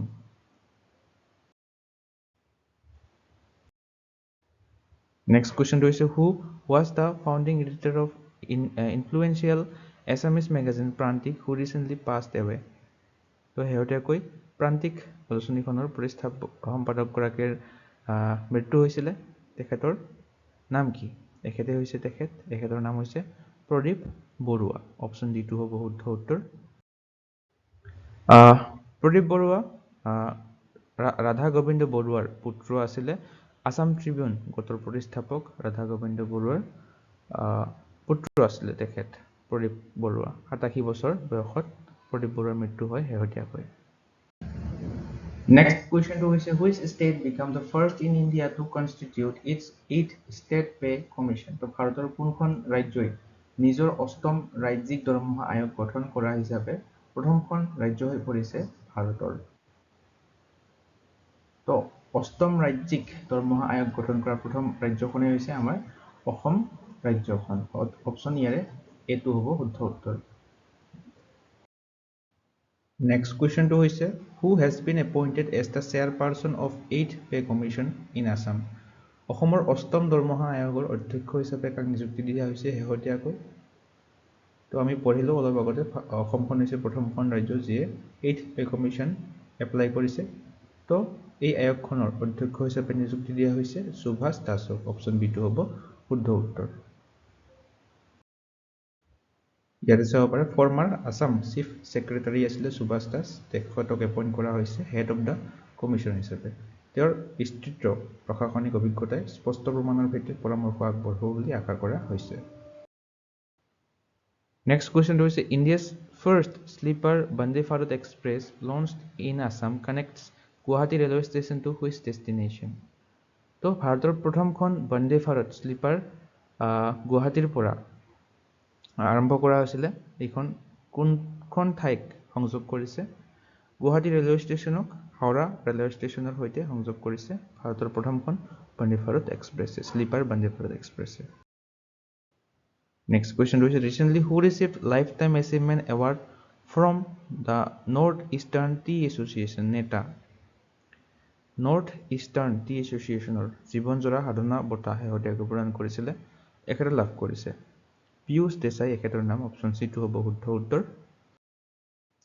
এটা চাব পাৰে পিয়ুষ দেশাই 86 ইয়াৰ বয়স হয় তেখেতৰ চেয়াৰম্যান হয় ৱাক বাকৃতি গ্ৰুপৰ তেখেতে লাইফ টাইম এচিভমেন্ট এৱাৰ্ড লাভ কৰিছে নেতা অৰ্থাৎ নৰ্থ ইষ্টাৰ্ণ টি এছ'চিয়েশ্যনৰ আৰু ৱাক বাকৰি এইটো কি হয় থাৰ্ড লাৰ্জেষ্ট টি ব্ৰেণ্ড হয় ভাৰতৰ Next question is Kaziranga Elevated Corridor aims to bridge the gap between which two regions of Assam? তো Kaziranga Elevated Corridor কোন দুটা অঞ্চলৰ মাজত সংযোগ স্থাপন কৰিব? তো Kaziranga Elevated Corridor সংযোগ কৰিব লোৱাৰ আসাম আৰু আপাৰ আসামক অপচন বি টো হ'ব শুদ্ধ উত্তৰ এটা চাব পাৰে Kaziranga Elevated Corridor যিয়ে নিম্ন অসম আৰু উচ্চ অসমৰ মাজত ব্যৱধান দূৰ কৰিব অৰ্থাৎ নামনি অসম আৰু উজনি অসম ই জখলাবন্ধাৰ পৰা গোলাঘাটক লৈকে সামৰি লৈছে এই কৰিডৰটোৱে কি কৰিব বন্যপ্ৰাণীবিলাকক সুৰক্ষা দিব লগতে অধিক যাত্ৰাৰ গতি অনুমতি দিব অৰ্থাৎ হাই স্পীডত গাড়ীবিলাক চলাব পাৰিব Next question to is recently an interstate wildlife exchange program has been approved between which two states তো শেহতীয়াকৈ আন্তঃৰাজ্যিক বন্যপ্ৰাণী বিনিময় কাৰ্যসূচীৰ অনুমোদন জনাইছিলে কোন দুখন ৰাজ্যই অসম আৰু এখন ৰাজ্যই অনুমোদন জনাইছিলে এইটো আসাম আৰু মধ্য প্ৰদেশ তো অপচন বি টো হ'ব শুদ্ধ উত্তৰ ইয়াতে চাব পাৰে অসমে মধ্য প্ৰদেশলৈ 50টা বনৰীয়া জলমহ অৰ্থাৎ ৱাটাৰ বাফেলছ লগতে এশিঙীয়া গড় তিনিটা কিং কোব্ৰা মধ্য প্ৰদেশলৈ প্ৰেৰণ কৰিব লগতে মধ্য প্ৰদেশৰ পৰাও অসমত কিছুমান প্ৰাণী অনা হ'ব এই বুজাবুজিটোৰ দ্বাৰা Next question is which specific Boro traditional dance was performed by over 10,000 dancers during PM Modi's visit to attempt a world record. তো শেহতীয়াকৈ 2026 চনৰ প্ৰথমতে 10,000তকৈ অধিক নাচনীয়ে বড়ো জনগোষ্ঠীৰ কোনটো বিশেষ পৰম্পৰাগত নৃত্য প্ৰদৰ্শন কৰিছিলে য'ত বিশ্ব অভিলেখ গঢ়াৰ চেষ্টা কৰা হৈছিলে তো এইটো নৃত্যটো হৈছে বড়োসকলৰ ফেমাছ ডান্সটো এইটো হৈছে বাগুৰুম্বা ডান্স তো ইয়াতে ইম্পৰ্টেণ্ট পইণ্টখিনি যদি আমি চাওঁ এই বাগুৰুম্বা ডান্সটোক এটা নাম দিয়া হৈছিলে বাগুৰুম্বা দহ 2026 বুলি আৰু ইয়াৰে চিফ গেষ্ট কোন আছিলে নৰেন্দ্ৰ মোদী আছিলে চিফ গেষ্ট আৰু বাগুৰুম্বা ডান্সটোক আমি সকলোৱে জানো এইটো বাটাৰফ্লাই ডান্স বুলি কোৱা হয় Next question is Justice Revati Mohit Dere became the first woman chief justice of which high court? To hehotiakoi Revati Mohit Dere ekhete hoise tekhet kunkhon uccho ন্যায়ালয়ৰ প্ৰথম গৰাকী মহিলা মুখ্য ন্যায়াধীশ হৈছে তো মেঘালয় হাইকোৰ্টৰ প্ৰথম গৰাকী মহিলা মুখ্য ন্যায়াধীশ হৈছে এখেতে ৰেৱাতি মোহিতে তেৰে নামটো মনত ৰাখিব নেক্সট কোৱেশ্চনটো হৈছে what is the formal name given to the redeveloped site at Bhattacharya Than inaugurated by Home Minister Amit Shah তো গৃহমন্ত্ৰী অমিত শাহে শেহতীয়াকৈ বটদ্ৰৱা থানৰ পুনৰ বিকশিত স্থানটো উদ্বোধন কৰিছে এই অনুষ্ঠানটি কি নাম দিয়া হৈছে এই ক্ষেত্ৰটো কি নাম দিয়া হৈছে এইটোক নাম দিয়া হৈছে মহাপুৰুষ শ্ৰীমন্ত শংকৰদেৱা আবিৰ্ভাৱ ক্ষেত্ৰ অপচন বি টো হ'ব শুদ্ধ উত্তৰ আৰু এই বটদ্ৰৱা ক্ষেত্ৰটো বনাওতে খৰচ হৈছিল 228 কোটি টকা এই প্ৰকল্পটোত খৰচ হৈছিল আৰু এইটোৰ লক্ষ্য আছিল শ্ৰীমন্ত শংকৰদেৱৰ জন্মস্থানৰ ঐতিহ্য সংৰক্ষণ কৰা আৰু এই ঠাইখনক বিশ্বমানৰ আধ্যাত্মিক আৰু সাংস্কৃতিক পৰ্যটন কেন্দ্ৰ হিচাপে কৰি তোলা হৈছে এতিয়া এই প্ৰকল্পটোৰ দ্বাৰা Next question is recently which act did Assam Legislative Assembly amend to permit traditional buffalo fights? তো পৰম্পৰাগত মহ যুঁজ অনুষ্ঠিত কৰিবলৈ অসম বিধানসভাই কোনখন আইন সংশোধন কৰিছিল হেহতীয়াকৈ তো এই মহ যুঁজ অনুষ্ঠিত কৰিবলৈ সংশোধনী কৰা আইনখন হৈছে Prevention of Cruelty to Animal Act অৰ্থাৎ PCA এইখন হৈছে আইনখনৰ নাম ইয়াতে চাব পাৰে অসম বিধানসভাই জীৱ-জন্তুৰ ওপৰত নিষ্ঠুৰতা প্ৰতিৰোধ বিধেয়ক হেহতীয়াকৈ গৃহীত কৰি 2026 চনৰ প্ৰথমতে এই সংশোধনীটোৰ জৰিয়তে নিৰ্দিষ্ট নিয়মৰ অধীনত উৎসৱৰ সময়ত পৰম্পৰাগত এই মহ যুঁজ খেলটো অনুষ্ঠিত কৰিবলৈ অনুমতি দিয়া হৈছে Next question is on which date was Shilpi Divas recently observed in Assam to honor the legacy of Jyoti Prasad Agarwala Jyoti Prasad Agarwala সন্মান জনাই অসমত হেহতীয়াকৈ কোনটো তাৰিখে শিল্পী দিৱস পালন কৰা হৈছিল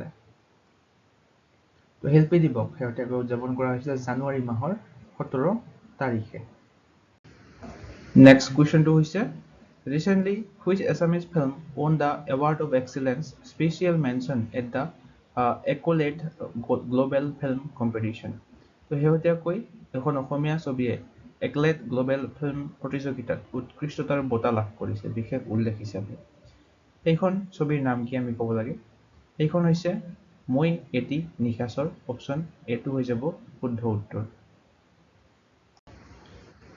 তো ইয়াৰে যদি আমি ইম্পৰ্টেন্ট পইণ্টখিনি যদি চাও এই মই এটি নিশাসৰ এই ছবিখন কোনে পৰিচালনা কৰিছিল ডাইৰেক্টৰ গৰাকীৰ নাম হৈছে বিদ্যুৎ কটকী very important ডাইৰেক্টৰ বিলাকৰ নাম উঠে ফিল্ম বিলাকৰ আপোনালোকে মনত ৰাখিব আৰু এই ছবিখন জাৰ্নালিষ্ট অনুৰাধা শৰ্মা পূজাৰীৰ এটা ট্ৰু ষ্টৰীৰ আধাৰত বনোৱা হৈছে ইয়াৰে লিড এক্টৰ গৰাকী আছিল গুণমণি বৰুৱা এই ফিল্মখনে এৱাৰ্ড অফ এক্সেলেন্স পাইছে স্পেশাল মেনশন হিচাপে লগতে এই ভিডিওটো চাই যদি আপোনালোকৰ সহায় হোৱা বুলি ভাবে তেনেহলে আপোনালোকে লাইক বটনটোত ক্লিক কৰি ইয়াতে এটা হাইপ বটন দেখা হ'ব ইয়াতে ক্লিক কৰিব নাপাহৰিব ইয়াতে ক্লিক কৰি হাইপ কৰি দিব Next question is Nalini Kanta Barua who recently passed away at the age of 95 was renowned for his work in which field তো হেহতীয়াকৈ নলিনী কান্ত বৰুৱাৰ মৃত্যু হৈছে 95 বছৰ বয়সত এখেত কি কামৰ বাবে বিখ্যাত আছিল তো এখেত আছিল এগৰাকী ফটোগ্ৰাফাৰ অপচন সি টো হ'ব শুদ্ধ উত্তৰ ফটোগ্ৰাফি তেখেতক সাতাৰ গুৰু বুলিও কোৱা হৈছিল সাতাৰ গুৰু অফ আসাম Next question হৈছে Who is the co-director of the Assam-made Indo-Israeli film selected for PIFF 2026 alongside Assamese filmmaker Manju Bora? তো অসমীয়া চলচ্চিত্ৰ নিৰ্মাতা মঞ্জু বৰাৰ সৈতে PIFF 2026 বাবে নিৰ্বাচিত হোৱা অসম নিৰ্মিত ভাৰত ইজৰাইলী ছবিখনৰ সহ পৰিচালক গৰাকীৰ নাম হৈছে আমাক co-director গৰাকীৰ নাম হৈছে ডেন ওলমান অপচন সি টো হ'ব শুদ্ধ উত্তৰ ইয়াতে চাব পাৰে পুনে আন্তঃৰাষ্ট্ৰীয় চলচ্চিত্ৰ মহোৎসৱত এই mothers two close love to ফাৰ এই সিনেমাখনে নিৰ্বাচিত হৈছিল গ্লোবেল সিনেমা শাখাত তো এইখনৰে কো-ডাইৰেক্টৰ আছিল তেখেত Next question is what is the name of the first satellite mission led by a Northeast Indian Institute, Don Bosco University? তো অসমৰ ডন বস্কো ইউনিভাৰ্চিটিয়ে শেহতীয়াকৈ উত্তৰ পূৰ্বাঞ্চলৰ প্ৰথমটো শিক্ষানুষ্ঠানৰ নেতৃত্বত প্ৰথমবাৰৰ বাবে উপগ্ৰহ প্ৰেৰণ কৰিছিলে মহাকাশত এইটো সফল হোৱা নাছিলে বাৰু কিন্তু এইটো কোনটো হয় স্যাটেলাইটৰ নাম ক'ব দিছে ইয়াৰে অপচন এটো হ'ব শুদ্ধ উত্তৰ Lachit 1 It is over. First satellite mission led by Northeast Indian Institute, Assam Don Bosco University. তো ইছৰোৰ সহায়ত এইটো প্ৰেৰণ কৰিছিলে 12 জানুৱাৰী তাৰিখৰ দিনা ইছৰোৰ PSLV C26ত এই স্যাটেলাইটটো নিক্ষেপ কৰিছিলে Next question to is what major achievement did the Assamese film Romantic Affairs by Manjul Barua receive at the 22nd Third Eye Asian Film Festival in Mumbai? তো Romantic Affairs নামৰ অসমীয়া ছবিখনৰ বাবে এৱাৰ্ড লাভ কৰিছে Best Director and Best Actress এই দুটা award লাভ কৰিছিলে এই সিনেমাখনৰ বাবে তো ইয়াতে চাব পাৰে Romantic Affairs নামৰ সিনেমাখনে Best Director এৱাৰ্ড লাভ কৰিছিলে ডাইৰেক্টৰ গৰাকীৰ নাম আছিল মঞ্জুল বৰুৱা লগতে Best Actor Female অৰ্থাৎ Best Actressৰ এৱাৰ্ড লাভ কৰিছিলে কাস্পি শন কৰিছনে হেতে লাভ কৰিছিলে এই এৱাৰ্ডটো Next question is who is Assamese filmmaker recently won Crystal Beer Special Mention at Berlin International Film Festival 2026 for the film Not Hero. So very important question hai etu. তো Berlin International Film Festival 2026 এই Not Hero নামৰ ছবিখনৰ বাবে কোনগৰাকী অসমীয়া চলচ্চিত্ৰ নিৰ্মাতাই crystal বিয়াৰ special mention লাভ কৰে ৰীমা দাসে লাভ কৰে So it is our the award was given in the generation Kepler section selected by Sheldon and Youth jury. Lead role korisile kone Not Hero cinema khonot Bhuman Bhargav Dase lead role korisile. Aru Rima Dase previously special mention in the generation 14+ section award love korisile. E Bulbul Can Sing namor sobi khonor babe 2019 sonot. Next question to is which edition of Santosh Trophy is hosting Assam hosting with final rounds in Kakrozar and Silpathar. So Santosh Trophy এইটো আৰম্ভ হ'ব কিমানতম edition হয় এইটো যেটো অসমত হ'ব কক্ৰাঝাৰ আৰু শিলা পথাৰত তো এইটো হ'ব 2026 চনৰ 79তম সন্তোষ ট্ৰফি অপচন সি টু হ'ব শুদ্ধ উত্তৰ এটা চাব পাৰে 79th Santosh Trophy hobo Ohome host koribo as the host state Assam received direct entry to the final round Ohome direct entry lav kore final round host state hisabe aru Santosh Trophy বিষয়ে যদি আমি কবলৈ যাও কেতিয়া start হৈছিল 1941 চনত আৰু এইটো oldest national football tournament হয় national oldest football tournament হয় এইটো আটাইতকৈ পুৰণি ৰাষ্ট্ৰীয় ফুটবল প্ৰতিযোগিতা Next question to is who has been conferred with the Krishna Kanta Hendik Memorial Award by Assam government. So Krishna Kanta Hendikoi Memorial Award etu kone লাভ কৰিছে হেহতেকৈ Krishna Kanta Hendikoi হৰনি বটা এটো লাভ কৰিছে হেহতেকৈ মানেশ্বৰ দেউৰীয়ে অপচন B2 হ'ব শুদ্ধ উত্তৰ Next question to is which traditional craft was showcased in the Assam tableau during the Republic Day Parade 2026 to অসমৰ কোনটো প্ৰতীকপট হিচাপে প্ৰদৰ্শন কৰা হৈছিল গণতন্ত্ৰ দিৱসৰ পেৰেডত 15 আগষ্টৰ দিনা 2026 চনত তো এইটো আছিল অসমৰ প্ৰতীকপটটো এইটো হৈছে আচাৰীকান্দি টেৰাকট্টা যেটো থুবুৰীৰ হয় অপচন বি2 হ'ব শুদ্ধ উত্তৰ অসমৰ প্ৰতীকপটটো আছিল আচাৰীকান্দি টেৰাকট্টা So here is the tableau highlighted the Asarikandi terracotta craft which originates from Thuburi district of Assam. আৰু ইয়াৰ লগতে আপোনালোকক জনাও যে আপোনালোকে যদি কাৰেন্ট এফেয়াৰ্ছৰ 2026 চনৰ পিডিএফ বুকলেট দুখন আমাৰ চেনেলটোৰ ল'ব বিচাৰে তেনেহলে এই হোৱাটছআপ নম্বৰটোত হোৱাটছআপ কৰি আপোনালোকে এই বুকলেট দুখন ল'ব পাৰে আৰু জানুৱাৰীৰ পৰা এপ্ৰিল মাহলৈকে আপোনালোকে আপডেট পাব এই হোৱাটছআপ গ্ৰুপটোত আপোনালোকে হোৱাটছআপ কৰিব 50 টকা পে' কৰিব লাগিব তাৰপিছত এই গ্ৰুপটোত আপোনালোকক এড কৰা হ'ব য'ত আপোনালোকে মান্থলি আৰু টপিক ৱাইজ আপডেটবিলাক পাই থাকিব তো নেক্সট কুৱেশ্যনটো হৈছে the north east regional competition of India skills 2025-26 was held in which state India skills 2026 পৰা 25 পৰা 26 উত্তৰ পূব মাণ্ডলিক প্ৰতিযোগিতা কোনখন ৰাজ্যত অনুষ্ঠিত হৈছে এইটো অনুষ্ঠিত হৈছে আমাৰ অসমতে এতে চাব পাৰে এই কম্পিটিশনটো অৰ্গানাইজ কৰিছিলে ministry of skill development and এন্টাৰপ্ৰেনাৰশিপে নেক্সট কুৱেশ্যনটো হৈছে recently on which day is the Bathou Puja observed in Assam তো হেউটেকৈ অসমত বাথৌ পূজা কোন দিনা পালন কৰা হয় তো কুৱেশ্যনটো এনেকৈ নাহে আমাক ডিৰেক্টলি সুধিব পাৰে বাথৌ পূজা কোন দিনা পালন কৰা হয় এনেকৈ থাকিব অপশ্যনবিলাক ইয়াৰে অপশ্যন বি2 হ'ব শুদ্ধ উত্তৰ সেকেন্ড টুইসডে অফ মাঘ অৰ্থাৎ অসমীয়া মাঘ মাহৰ দ্বিতীয় মঙ্গলবাৰে বাথৌ পূজা প্ৰতি বছৰে পালন কৰা হয় অপশ্যন বি2 হ'ব শুদ্ধ উত্তৰ Next question to is when is Kokborok Day, Tripuri Language Day celebrated? Kokborok দিবস কেতিয়া পালন কৰা হয় ত্ৰিপুৰী ভাষা দিবস তো Kokborok Day কেতিয়া পালন কৰা হয় 19 জানুৱাৰী তাৰিখে প্ৰতি বছৰে Kokborok Day পালন কৰা হয় ত্ৰিপুৰী ল্যাঙ্গুৱেজ ডে হয় এইটো সো ইয়াতে চাব পাৰে 19 জানুৱাৰীত পালন কৰা হয় Kokborok দিবস আৰু এইটো ত্ৰিপুৰী ভাষা দিবস হিচাপে জনাজাত Next প্ৰশ্নটো হৈছে recently the Agarwood Value Chain Development Scheme was launched by Jyotiraditya Scindia in which state?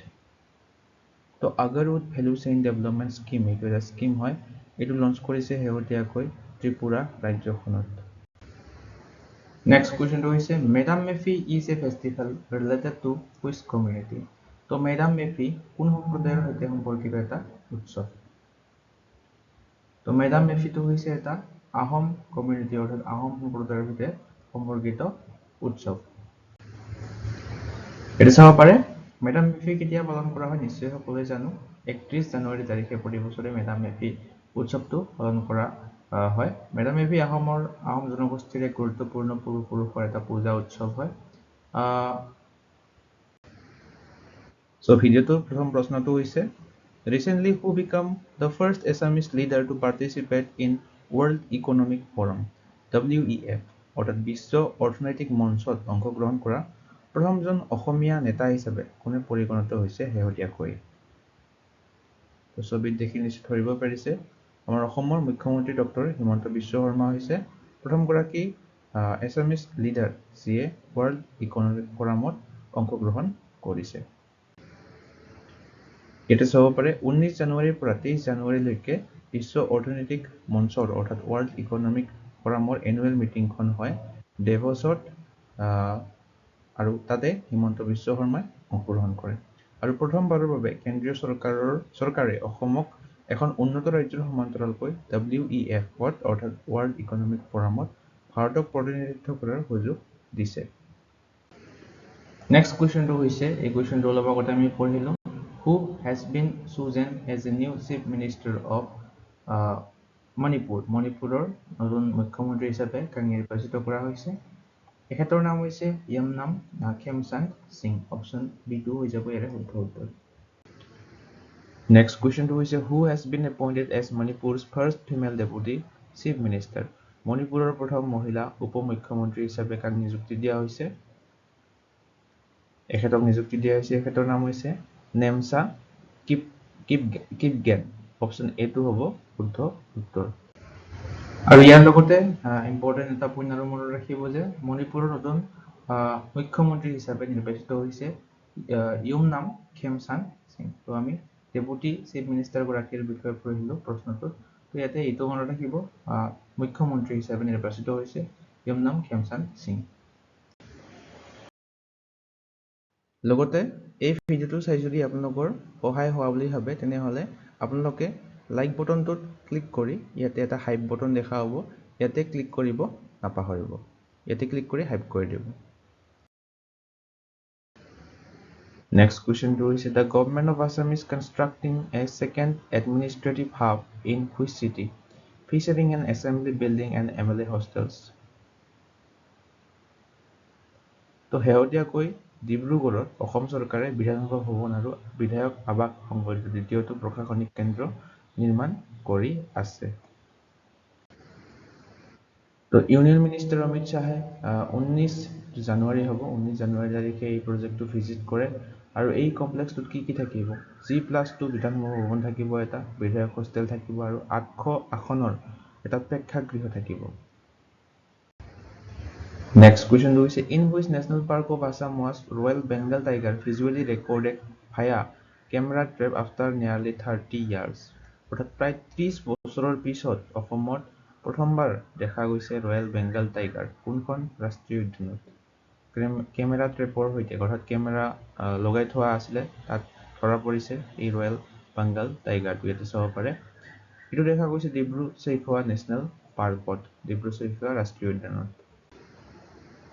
এটো চাব পাৰে 90 দশকৰ পিছত অৰ্থাৎ 1990sৰ পিছত প্ৰথমবাৰৰ বাবে দেখা পোৱা গৈছে এই বাঘটো যেটো এটা ৰয়েল বেংগল টাইগাৰ হয়। Next question 2 is what is the rank of Assam in the Export Preparedness Index EPI 2024 released by Niti Aayog? তো নীতি আয়োগে প্ৰকাশ কৰা ৰপ্তানি প্ৰস্তুতি সূচকাংক 2024ত অসমৰ স্থান কিমান অৰ্থাৎ অসমে কিমান স্থান লাভ কৰিছে এক্সপোৰ্ট প্ৰিপেয়াৰ্ডনেছ ইনডেক্স 2024ত অসমে স্থান লাভ কৰিছে 24th অপশন সি টো হ'ব শুদ্ধ উত্তৰ। So Assam ranked 24th among the Indian state and union territories in the index. Export of Assam stood 3700 crore in the financial year 2024 অৰ্থাৎ 2024 বিত্তীয় বৰ্ষত অসমৰ ৰপ্তানি আছিল ইমান 37 কোটি টকাৰ ৰপ্তানি হৈছিল আৰু ইয়াৰে টি2 আছিল মেজৰ এক্সপোৰ্ট প্ৰডাক্ট এটো মনত ৰাখিব।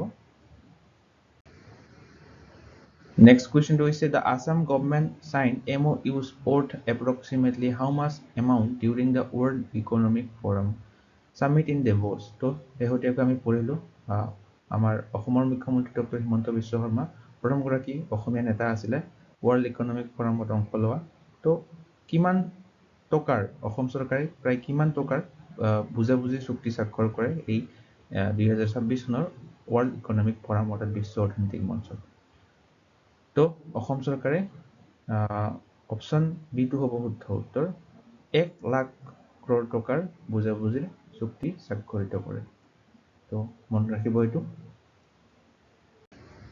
Next question is recently the 213 crore ropeway project was announced to improve connectivity to which temple? তো ইউনিয়ন বাজেট 2026ত এইটো ঘোষণা কৰিছিলে মানে 213 কোটি টকাৰ এই ropeway প্ৰকল্প অসমৰ এটা মন্দিৰৰ বাবে আৰু এইটো মন্দিৰ হৈছে কামাখ্যা টেম্পল ইয়াৰে অপশন ইটো হৈ যাব শুদ্ধ উত্তৰ। এটা চাব পাৰে 1.3 কিলোমিটাৰ দৈৰ্ঘ্যৰ এই প্ৰকল্পই কামাখ্যা ৰেলৱে ষ্টেচনক নীলাচল পাহাৰৰ সৈতে সংযোগ কৰিব য'ত কামাখ্যা ৰেলৱে ষ্টেচনৰ পৰা ডাইৰেক্টলি 20 মিনিটৰ পৰা 6 মিনিটলৈ হ্ৰাস পাব অৰ্থাৎ আগতে 20 মিনিট সময় লাগিছিলে তো 6 মিনিট সময় মাত্ৰ লাগিব কামাখ্যা ৰেলৱে ষ্টেচনৰ পৰা নীলাচল পাহাৰলৈ যাবলৈ অৰ্থাৎ কামাখ্যা মন্দিৰলৈ যাবলৈ এই ৰোপৱেটোৰ জৰিয়তে।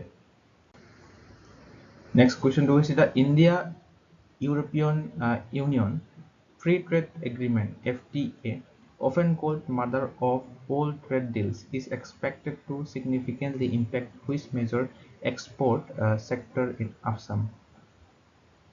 তো এই ট্ৰেড এগ্ৰিমেন্টটো যেটো আমি পঢ়িলো mother of all trade deals বুলি কোৱা হৈছে ভাৰত ইউৰোপীয় সংঘৰ এই ট্ৰেড এগ্ৰিমেন্টটো বিশেষকৈ টি ইন্ডাষ্ট্ৰীত প্ৰভাৱ পেলাব আমাৰ অসমৰ চাহ ইন্ডাষ্ট্ৰীত।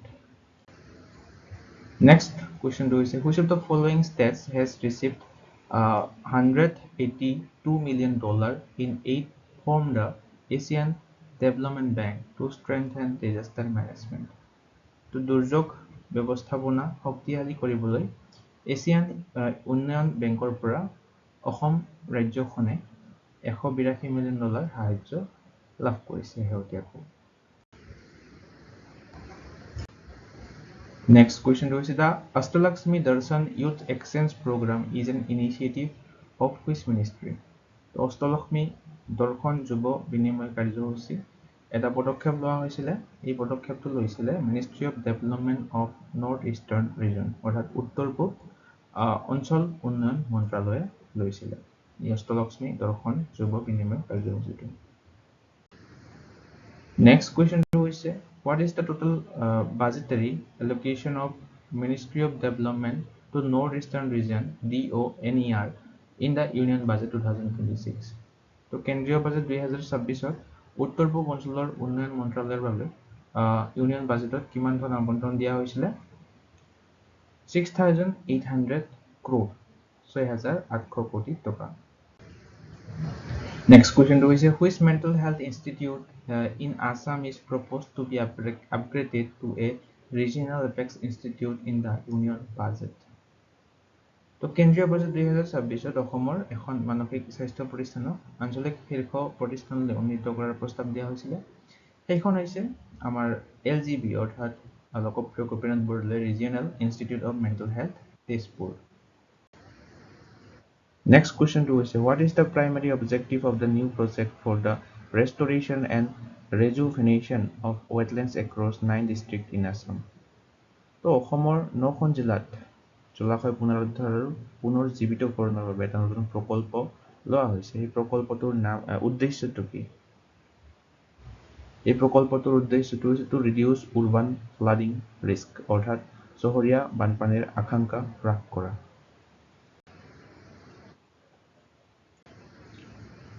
Next question is the Bir Silarai Award is annually conferred by Assam government to the best achiever in which category?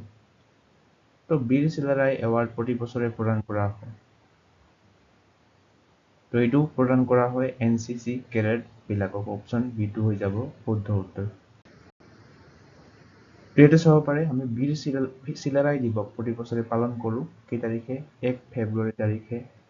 এইটো হাইয়েষ্ট অনাৰ হয় NCC কেডেট বিলাকৰ, এইটো মনত ৰাখিব, সৰ্বোচ্চ সন্মান হয় এইটো। আৰু বীৰ চিলাৰাই আমি সকলোৱে চিনিয়ে পাওঁ। কমাণ্ডাৰ ইন চিফ আছিলে কোচ ডাইনেষ্টিৰ, কোচ বংশৰ মুখ্য সেনাপতি আছিলে তেখেত। ইয়াতে এইটো দিয়া হৈছে 1 লাখ টকাৰ MOU সাইন কৰে বুজাবুজিৰ চুক্তি। আৰু আমি পঢ়িলে প্ৰথমবাৰৰ বাবে অসমৰ কোনো মুখ্যমন্ত্ৰী আনুষ্ঠানিকভাৱে WEFত বাৰ্ষিক সভাত অংশগ্ৰহণ কৰিছিলে। আৰু এই ইনভেষ্টমেণ্টটোৱে আন্তঃগাঁথনি অৰ্ধপৰিবাহী বিমান পৰিবহণ উৎপাদনকে ধৰি বিভিন্ন খণ্ড সামৰি লৈছে।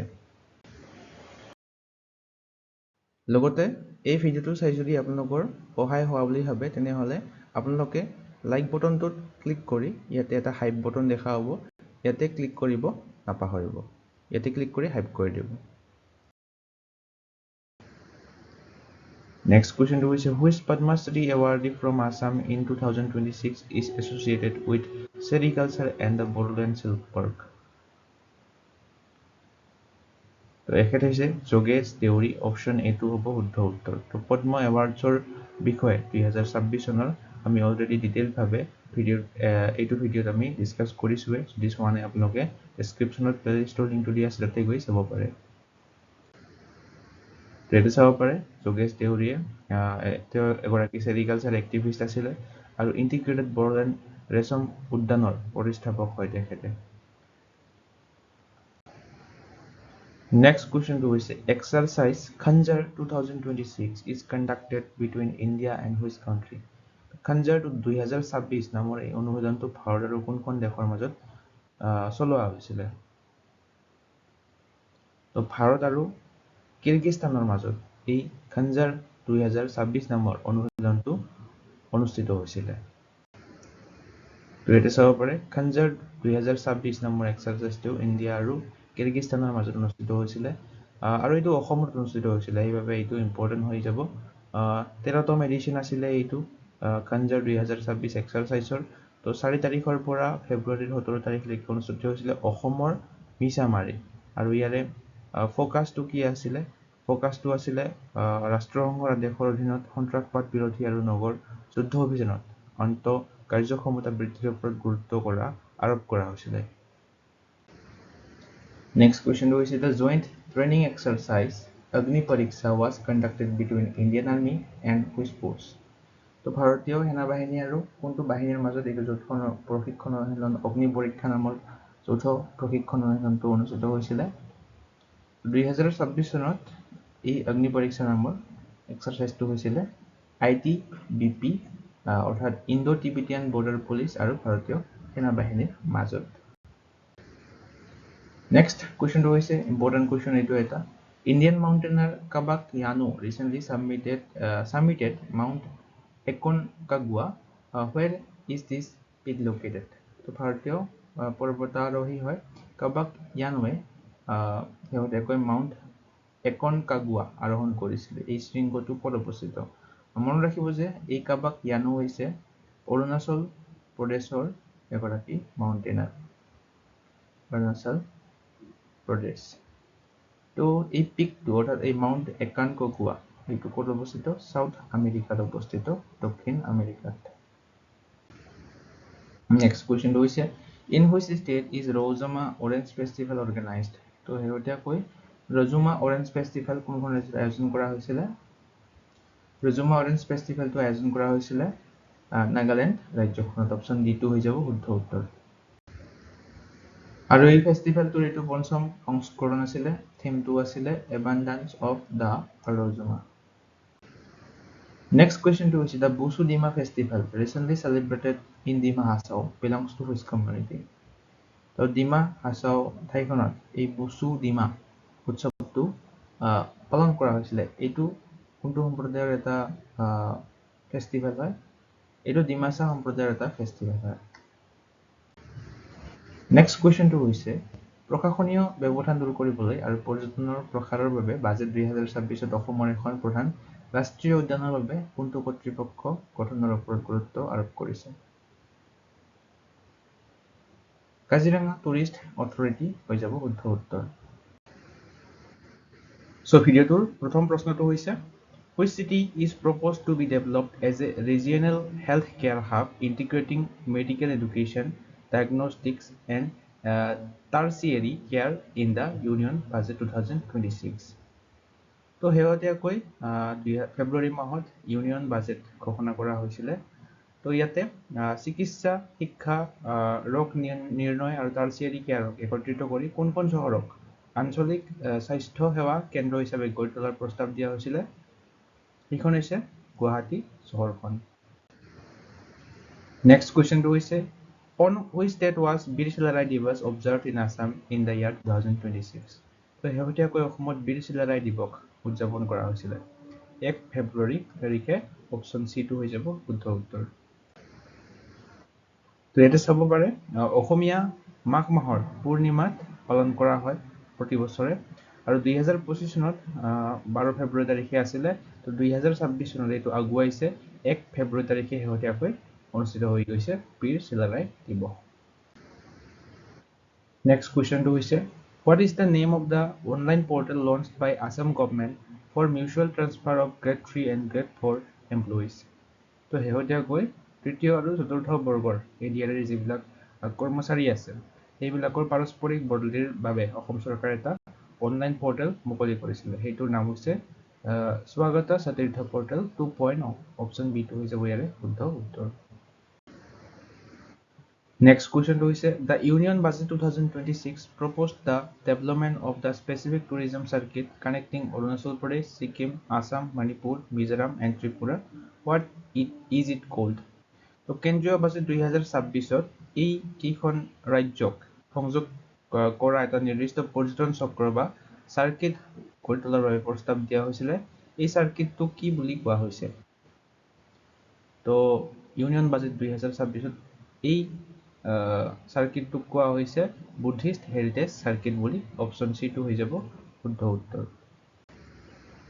এটা অসমীয়াত দিয়া আছে চাই ল'ব। Next question is which high value crop often referred to as liquid gold received special focus on for cultivation in the northeast in the Union Budget 2026?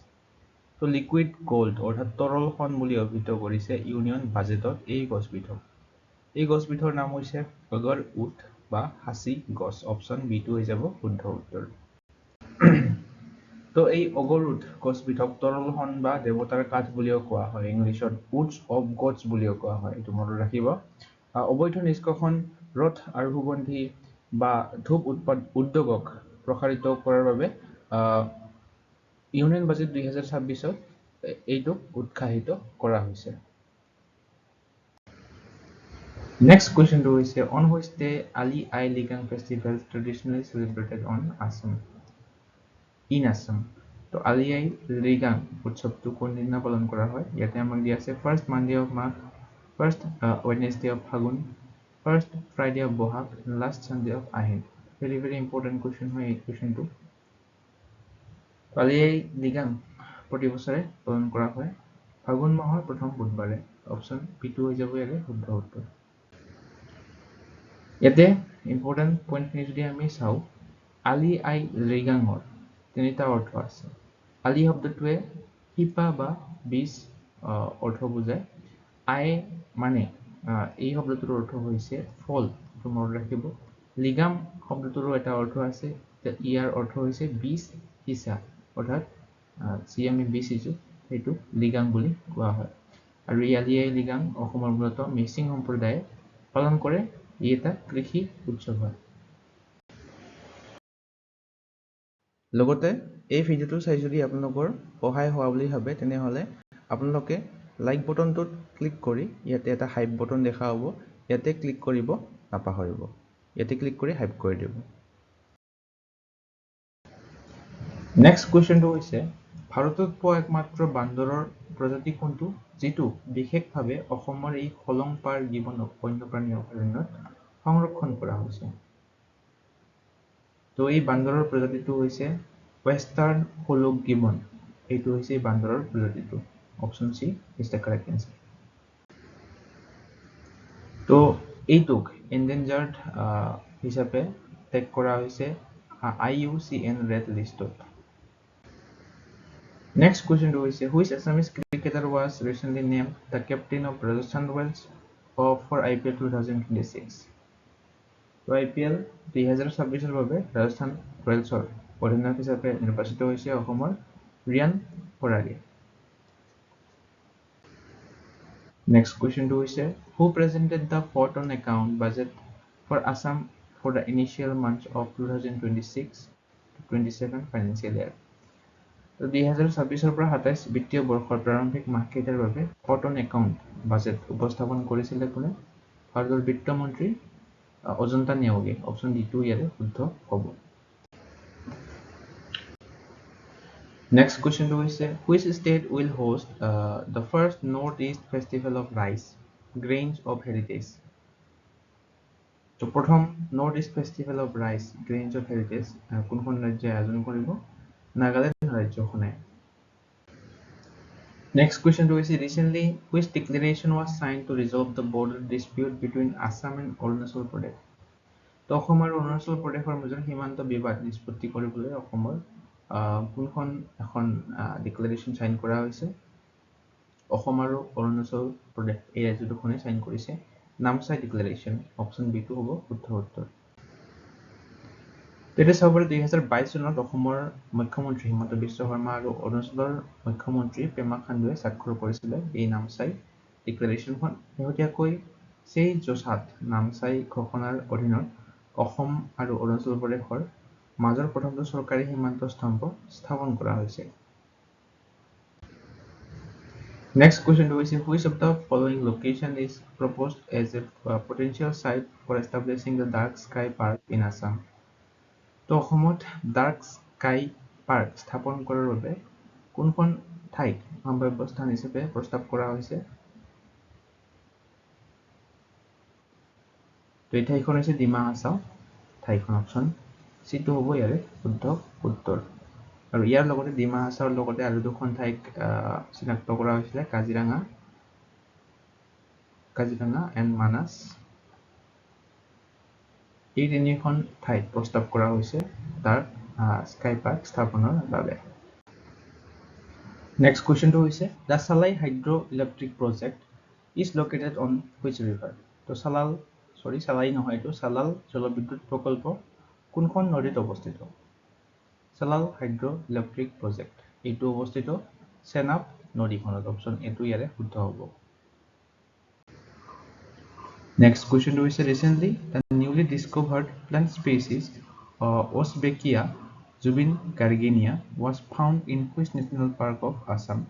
তো শেহতীয়াকৈ Osbekia Zubin gargiana নামৰ নতুন উদ্ভিদ প্ৰজাতি এবিধ আৱিষ্কাৰ কৰা হৈছে অসমৰ কোনখন ৰাষ্ট্ৰীয় উদ্যানত আমাক সুধিছে আৰু এইবিধ হৈছে সেই নতুন প্লান্ট স্পেচিছটো যিটোৰ নাম দিয়া হৈছে Osbekia Zubin gargiana তো very important মনত ৰাখিব আপোনালোকে নামটো আৰু এইটো পোৱা গৈছে মানাস নেশ্যনেল পাৰ্কত অপচন সি টো হৈ যাব শুদ্ধ উত্তৰ মানস ৰাষ্ট্ৰীয় উদ্যানত সো শেহতীয়াকৈ গুৱাহাটী ইউনিভাৰ্চিটিৰ ৰিচাৰ্চাৰে এই প্লান্ট স্পেচিছটো যিটোৰ নাম হৈছে Osbekia Zubin gargiana এইটো ডিস্কভাৰ কৰিছে আৰু এইটো প্লান্ট স্পেচিছৰ নামটো আমাৰ হাৰ্টথ্ৰব জুবিন গাৰ্গৰ নামেৰে নামকৰণ কৰা হৈছে to honor his contribution to Assamese culture and environmental awareness আৰু এই প্লান্টটো বিলং কৰে মেলাস্টোমেটাকি ফ্যামিলি এইটো মনত ৰাখিব আৰু এইটো 2021 ৰ পৰা 25 চনৰ ভিতৰত চলোৱা বটানিকেল ৰিচাৰ্চত এইটো ডিস্কভাৰ কৰা হৈছে নেক্সট কোৱেশ্চনটো হৈছে who became the first person in Assam to receive Indian citizenship under Citizenship Amendment Act CAA তো নাগৰিকত্ব সংশোধনী আইনৰ অধীনত শেহতীয়াকৈ ভাৰতীয় নাগৰিকত্ব লাভ কৰা প্ৰথমগৰাকী ব্যক্তি কোন হৈছে অসমৰ তো তেখেতৰ নাম হৈছে দীপালী দাস অপচন বি2 হৈ যাব শুদ্ধ উত্তৰ সো কাছাৰ জিলাৰ এই 60 বছৰীয়া বয়সীয়া দীপালী দাস হৈছে CAA অৰ্থাৎ নাগৰিকত্ব সংশোধনী আইনৰ অধীনত ভাৰতীয় নাগৰিকত্ব লাভ কৰা প্ৰথমগৰাকী ভাৰতীয় Next question is GI tagged Karbi Anglong ginger recently seen in news is associated with which state? So very important and easy. শেহতীয়াকৈ বাতৰিত স্থান পাইছিলে এই GI tag প্ৰাপ্ত কাৰ্বি আংলঙৰ আদা কোনখন ৰাজ্যৰ সৈতে জড়িত একেবাৰে সহজ প্ৰশ্ন অসমৰ সৈতে জড়িত তো শেহতীয়াকৈ লণ্ডনলৈ 1.2 মেট্ৰিক টন এই কাৰ্বি আংলং আদা ৰপ্তানি কৰা হৈছে আৰু ইয়াৰ লগতে আপোনালোকক জনাও যে আপোনালোকে যদি কাৰেন্ট এফেয়াৰ্ছৰ 2026 চনৰ PDF বুকলেট দুখন আমাৰ চেনেলটোৰ ল'ব বিচাৰে তেনেহলে এই WhatsApp নম্বৰটোত WhatsApp কৰি আপোনালোকে এই বুকলেট দুখন ল'ব পাৰে আৰু জানুৱাৰীৰ পৰা এপ্ৰিল মাহলৈকে আপোনালোকে আপডেট পাব এই WhatsApp গ্ৰুপটোত আপোনালোকে WhatsApp কৰিব 50 টকা পে কৰিব লাগিব তাৰ পিছত এই গ্ৰুপটোত আপোনালোকক এড কৰা হ'ব যত আপোনালোকে মান্থলি আৰু টপিক ওয়াইজ আপডেট বিলাক পাই থাকিব Next question to is Mission Basundhara was recently launched by which state government? So Mission Basundhara 3.0 শেহতীয়াকৈ এই অসম চৰকাৰে মুকলি কৰিছে Next question to is which traditional language is set to be introduced in Assam schools starting from class 9 in the academic session 2026 to 27? শেহতীয়াকৈ 2026 ৰ পৰা 27 শিক্ষা বৰ্ষৰ পৰা নৱম শ্ৰেণীত অসমৰ বিদ্যালয়সমূহত এটা পৰম্পৰাগত ভাষা প্ৰৱৰ্তন কৰা হ'ব এই ভাষাটো হৈছে ডিমাছা ল্যাঙ্গুৱেজ অপচন সি2 ইয়াতে শুদ্ধ হৈ যাব সো ইয়াতে চাব পাৰে 2026 ৰ পৰা 27 এই সেশনটোত ক্লাস 9 ত ইন্ট্ৰোডিউস কৰা হ'ব লগতে ক্লাস 10 ত ইন্ট্ৰোডিউস কেতিয়া কৰা হ'ব 2027 ৰ পৰা 28 এই সেশনটো ডিমাছা জনগোষ্ঠীৰ পৰম্পৰাগত ভাষা সংস্কৃতিৰ ৰক্ষা কৰাৰ বাবে অসম চৰকাৰে এইটো এটা উল্লেখযোগ্য পদক্ষেপ গ্ৰহণ কৰিছে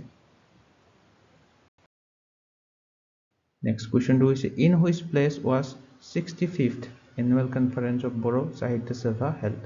তো 65তম বৰ্ষীয় অধিৱেশন হৈছিল বড়ো সাহিত্য সভাৰ শেহতীয়াকৈ ক'ত অনুষ্ঠিত হৈছিল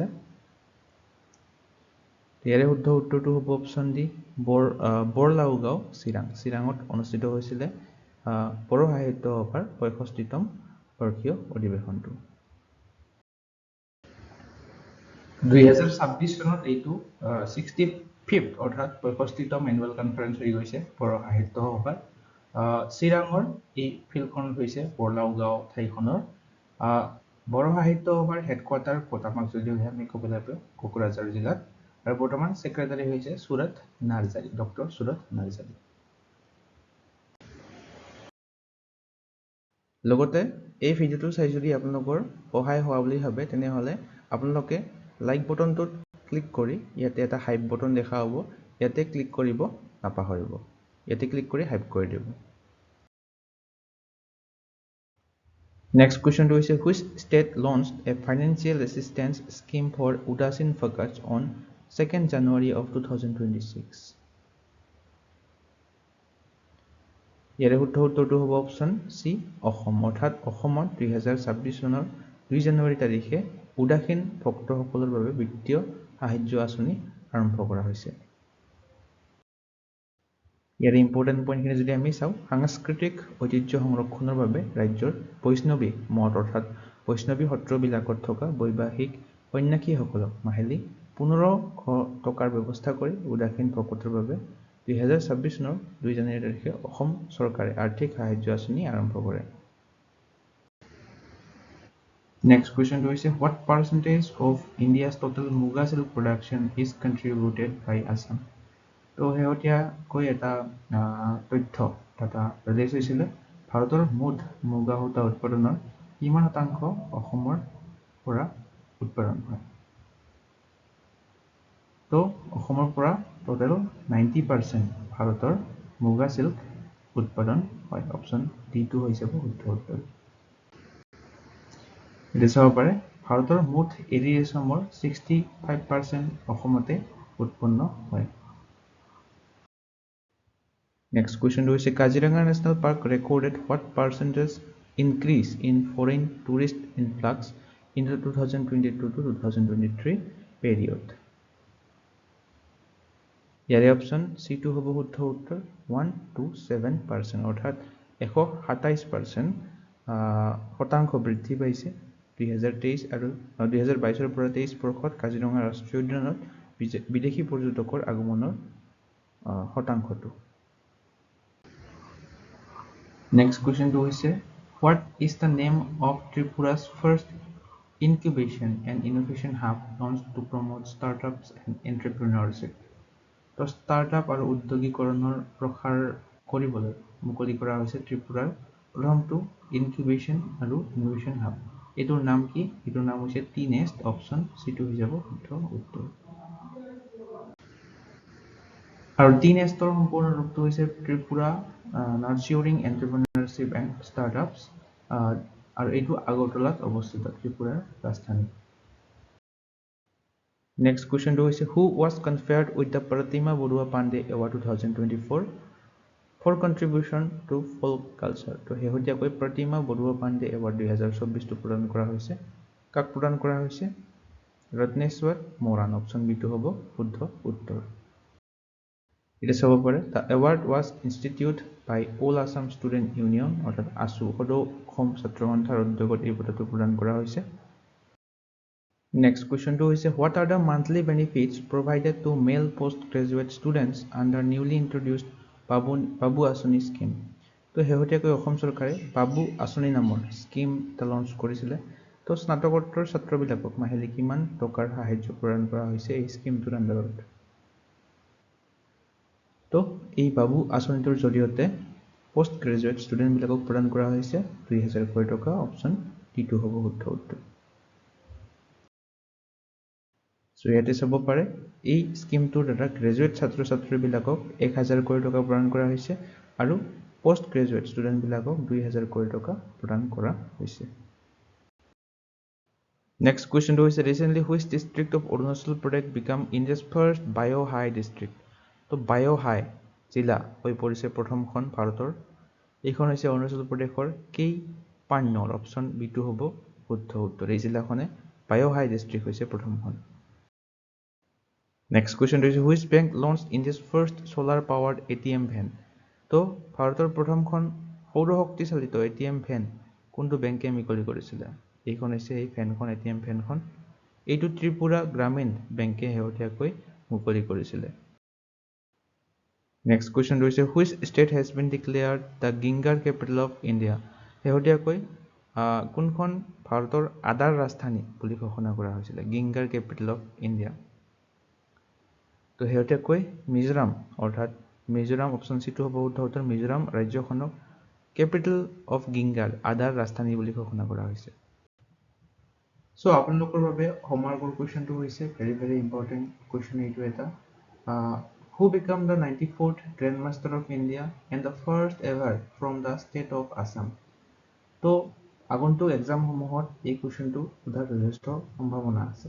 তো উত্তৰ পূব ভাৰতৰ লগতে অসমৰ পৰা প্ৰথমগৰাকী চেছ গ্ৰেণ্ড মাষ্টাৰ হৈছে আৰু ভাৰতৰ ভিতৰত 94th 94তম চেছ গ্ৰেণ্ড মাষ্টাৰ হৈছে। তো এখেতৰ নাম কি হয়? আপোনালোকে এই চাৰিটা অপশ্যন দিয়া আছে, এই চাৰিটা অপশ্যনৰ কোনটো শুদ্ধ হয় কমেণ্টত জনাবলৈ নাপাহৰিব।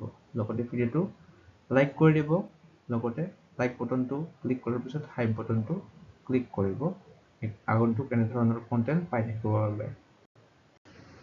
আৰু ইয়াৰ লগতে আপোনালোকক জনাওঁ যে আপোনালোকে যদি কাৰেণ্ট এফেয়াৰ্ছৰ 2026 চনৰ PDF বুকলেট দুখন আমাৰ চেনেলটোত ল'ব বিচাৰে, তেনেহ'লে এই হোৱাটছআপ নম্বৰটোত হোৱাটছআপ কৰি আপোনালোকে এই বুকলেট দুখন ল'ব পাৰে। আৰু জানুৱাৰীৰ পৰা এপ্ৰিল মাহলৈকে আপোনালোকে আপডেট পাব এই হোৱাটছআপ গ্ৰুপটোত। আপোনালোকে হোৱাটছআপ কৰিব, 50 টকা পে' কৰিব লাগিব। তাৰপিছত এই গ্ৰুপটোত আপোনালোকক এড কৰা হ'ব, য'ত আপোনালোকে মান্থলি আৰু টপিক ৱাইজ আপডেটবিলাক পাই থাকিব। সো আজিৰ ভিডিঅ'টো চাই আপোনালোকে কেনে পালে কমেণ্ট ছেকশ্যনত জনাবলৈ নাপাহৰিব। চাই যদি ভাল পায় তেনেহ'লে লাইক এটা কৰি দিব, শ্বেয়াৰ এটা কৰি দিব, লগতে আপোনালোকে হাইপটো কৰিবলৈ নাপাহৰিব। হাইপটো প্লিজ কৰি দিব, কমেণ্ট কৰিবলৈ নাপাহৰিব যদি ভিডিঅ'টো ভাল লাগে। লগতে এছেনচিয়েল ষ্টাডিজ আমাৰ চেনেলটো ছাবস্ক্ৰাইব কৰি ল'ব এনেধৰণৰ কাৰেণ্ট এফেয়াৰ্ছৰ কণ্টেণ্ট আগলৈ পাই থাকিবৰ বাবে। আজিলৈ ইমানে, ধন্যবাদ।